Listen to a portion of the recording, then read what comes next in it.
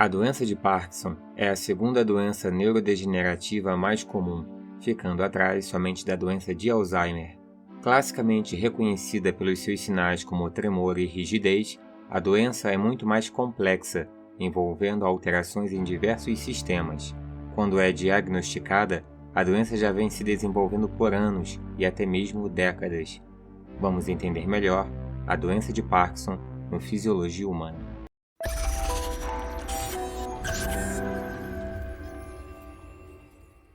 A doença de Parkinson foi descrita inicialmente em 1817 por James Parkinson. A princípio, a doença foi detalhada essencialmente como uma doença de alteração motora, porém, hoje sabe-se que diversas alterações como distúrbios do sono, alterações olfativas e alterações cognitivas estão presentes na doença. A doença de Parkinson é rara antes dos 50 anos, e a incidência aumenta progressivamente a partir desta idade. A idade é o principal fator de risco para a doença de Parkinson, como pode ser observado no gráfico. Cerca de 0,3% da população mundial possui Parkinson, mas na população a partir dos 80 anos, a prevalência é de 3%. Como o gráfico também ilustra, é mais comum em homens, em proporções que variam de acordo com a população estudada, mas geralmente gira em torno de 3 casos em homens a cada 2 casos em mulheres. As causas da doença de Parkinson são várias. Sabe-se, por exemplo, que diversas mutações em genes aumentam as chances do aparecimento da doença. Pessoas com familiares com histórico da doença apresentam risco aumentado para o desenvolvimento da mesma. Além da influência genética, fatores ambientais também são importantes. Entre os principais fatores de risco ambientais para o aparecimento da doença de Parkinson estão exposição a pesticidas, trauma na cabeça, principalmente os que ocorrem de forma repetitiva, vida rural, ocupação na agricultura, muito provavelmente relacionado ao contato com os pesticidas agrícolas, e consumo de água de poço localizados próximos a regiões agrícolas. Isso se deve à contaminação do lençol freático pelos pesticidas usados na agricultura. O uso de beta-bloqueadores, um fármaco utilizado para tratar doenças cardíacas, também aumenta as chances de desenvolvimento da doença de Parkinson. Da mesma forma que alguns agentes ambientais aumentam a chance do aparecimento da doença de Parkinson, outros diminuem.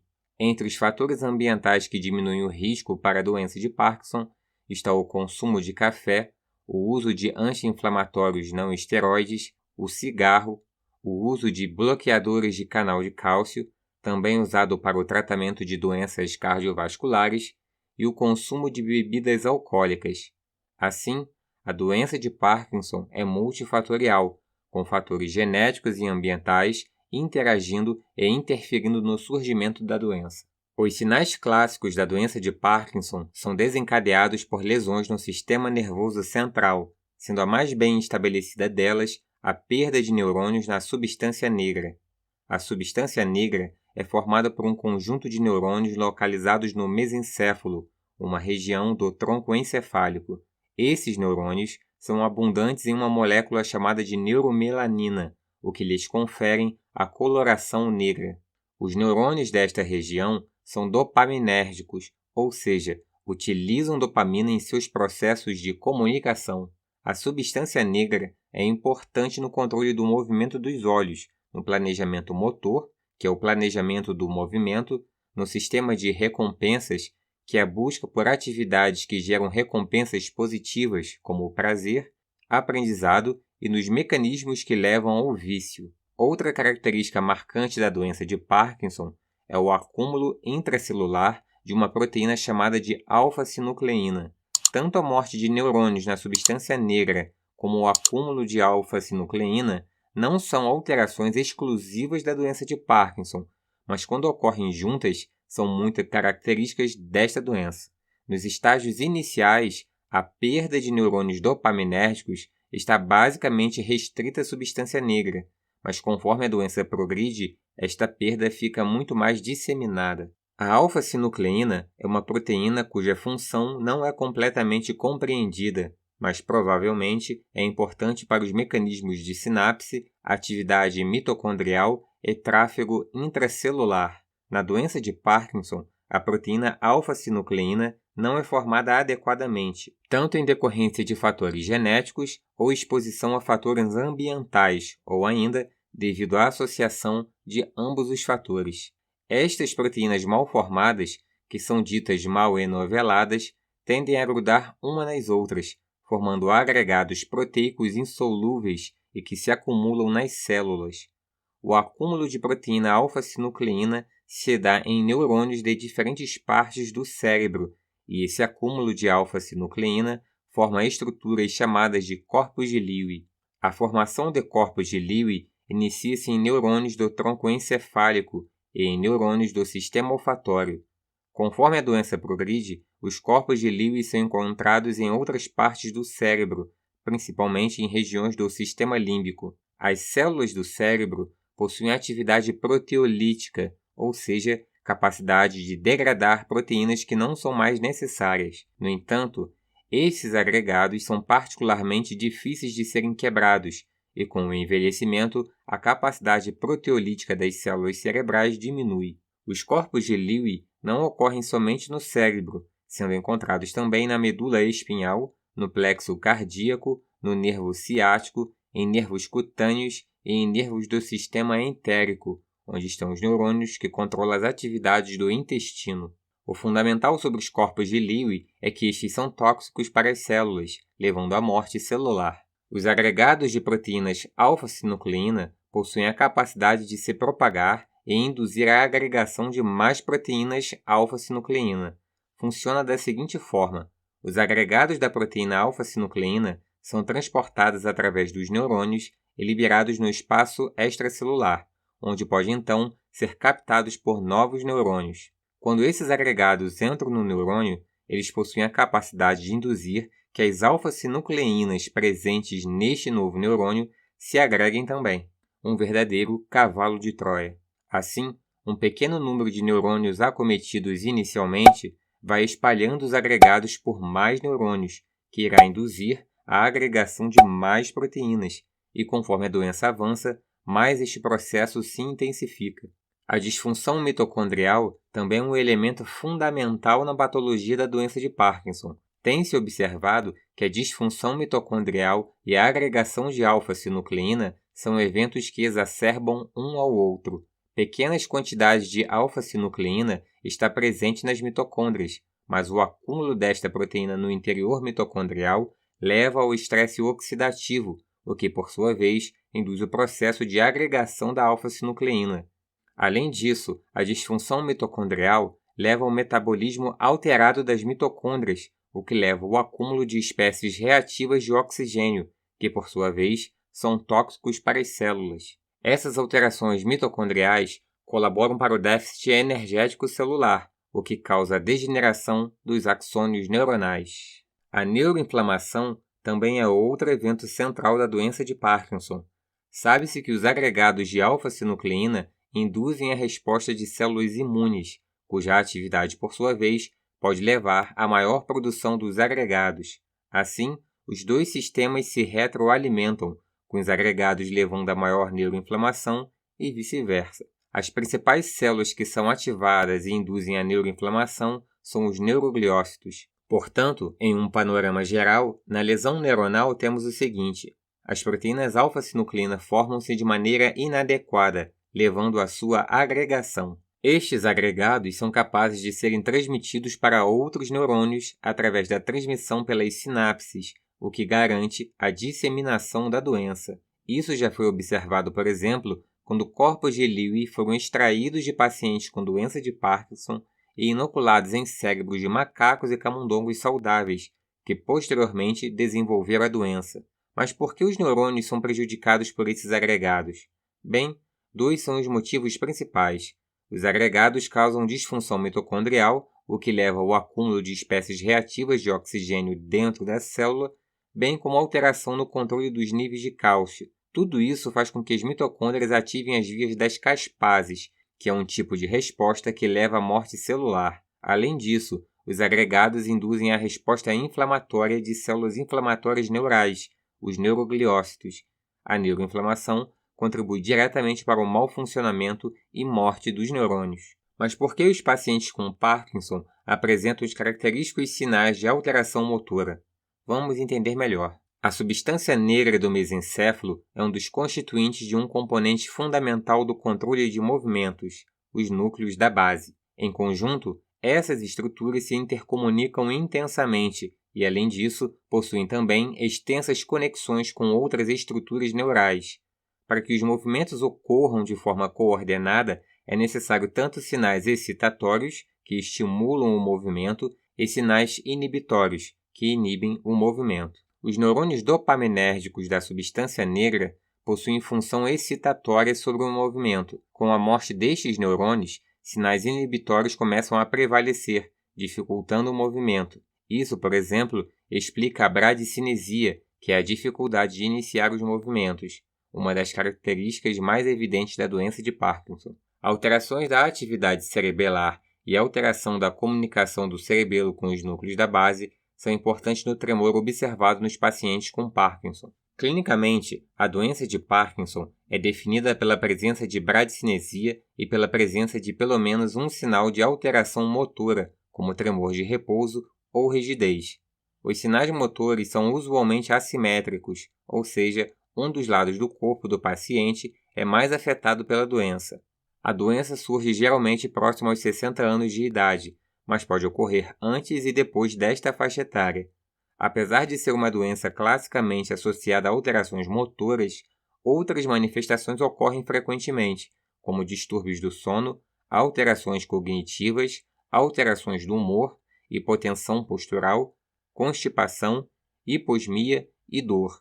Reconhece-se que a doença de Parkinson apresenta subtipos de acordo com a apresentação de sintomas, velocidade de evolução da doença e resposta ao tratamento. Conforme a doença avança, algumas manifestações tornam-se mais frequentes, como o congelamento da marcha, quando o paciente não consegue iniciar a marcha ou quando já está andando e se depara com algum obstáculo e fica paralisado, a instabilidade postural, que é a dificuldade de manter o equilíbrio e a postura, e as quedas. Essas alterações levam à marcha típica do paciente com Parkinson, onde os passos são curtos e a movimentação dos braços são muito limitadas. É descrita como marcha parkinsoniana, ou marcha em pequenos passos. Outros sinais bem conhecidos da doença de Parkinson é a diminuição da expressão dos músculos faciais, muitas vezes chamada de face em cera ou em máscara. A micrografia, que é a diminuição do tamanho das letras, também é usualmente observada. Pacientes diagnosticados com Parkinson sobrevivem por anos após o diagnóstico. A progressão da doença varia muito, porém pacientes podem sobreviver por mais de 15 anos. Alguns estudos mostram pacientes sobrevivendo por mais de 20 anos. Como é uma doença que geralmente acomete mais frequentemente idosos, as mortes acabam nem sendo em decorrência da doença de Parkinson em si. Quando a doença de Parkinson leva ao óbito, geralmente ocorre pela aspiração de conteúdo para o pulmão, o que leva à pneumonia e morte. Porém, o mais intrigante da doença de Parkinson é que diversos sinais não relacionados a alterações motoras, considerando certa variação entre os pacientes, estão presentes muitos anos antes e até mesmo décadas antes que os sinais motores apareçam e que a doença seja de fato diagnosticada. A doença de Parkinson só se manifesta quando 80% dos neurônios dopaminérgicos da substância negra foram perdidos. Observe essa linha temporal. O eixo X mostra um intervalo de tempo, onde 0 é o momento onde a doença é diagnosticada. Observe que muitos anos antes do diagnóstico da doença, outros sinais estão presentes, como a constipação, as alterações do sono, hiposmia e a depressão. No momento que a doença é diagnosticada, os sinais clássicos da doença de Parkinson estão usualmente presentes, que são a bradicinesia, tremor de repouso e rigidez. E observe que, conforme a doença avança, outros sinais começam a se estabelecer, levando ao declínio progressivo da saúde do paciente. A cronologia dos eventos mostrados fez surgir o estadiamento de Braque, onde a doença de Parkinson possui 6 estágios de acordo com a distribuição dos corpos de Lewy. No estágio 1, os corpos de Lewy estão localizados principalmente em nervos periféricos, como em neurônios que controlam as funções intestinais e o sistema olfatório. Também estão presentes na medula espinhal. No estágio 2, estão presentes no tronco encefálico. No estágio 3, atingem a substância negra e estruturas cerebrais do sistema límbico. No estágio 4, espalham-se pelo sistema límbico e atingem o tálamo e o córtex temporal. No estágio 5 e 6, difundem-se por amplas regiões do córtex cerebral. Percebeu? De acordo com a cronologia do estadiamento de Braque, a doença de Parkinson começa no sistema nervoso periférico e lentamente caminha em direção ao sistema nervoso central. Isso explica o fato de sinais não motores como a constipação e a diminuição olfativa ocorrerem antes dos sinais motores. Braque, o cientista que propôs o modelo, propõe que as alterações iniciam-se no sistema nervoso periférico através do sistema olfatório ou gástrico e lentamente dirigem-se ao sistema nervoso central.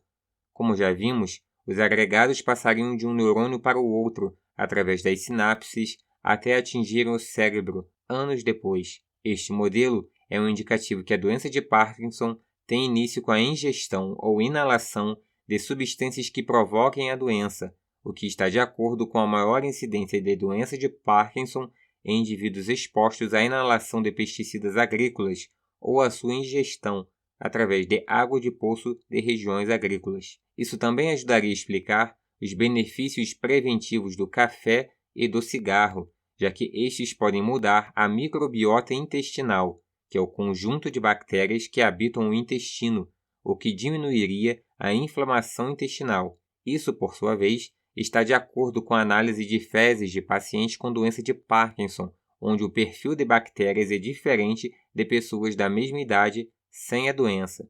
Em estudos em animais expostos a substâncias que levam ao desenvolvimento da doença de Parkinson, observa-se que quando os animais são tratados com antibióticos a fim de eliminar as bactérias intestinais, o quadro foi melhorado. Além disso, já foi realizado experimentos de colonização de bactérias no intestino de animais geneticamente modificados para desenvolver doença de Parkinson. Quando os animais recebem bactérias provenientes de humanos saudáveis, a doença tem uma progressão mais lenta, quando comparada ao recebimento de bactérias provenientes de pacientes com doença de Parkinson. Estudos em animais mostram que a inalação ou ingestão de determinados agentes químicos levam ao aparecimento de lesões e sintomas equivalentes à doença de Parkinson, fortalecendo o conceito de que agentes externos podem disparar o processo da doença. Além disso, quando animais submetidos à exposição destas toxinas realizam uma cirurgia onde o sistema nervoso associado aos intestinos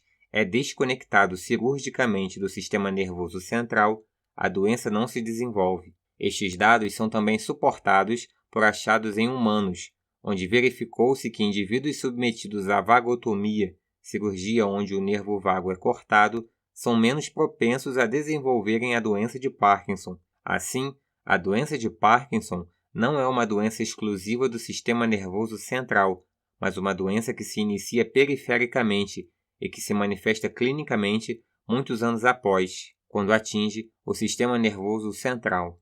Se gostou do vídeo, não se esqueça de curtir e se inscrever no canal. Obrigado por assistir o vídeo e até a próxima.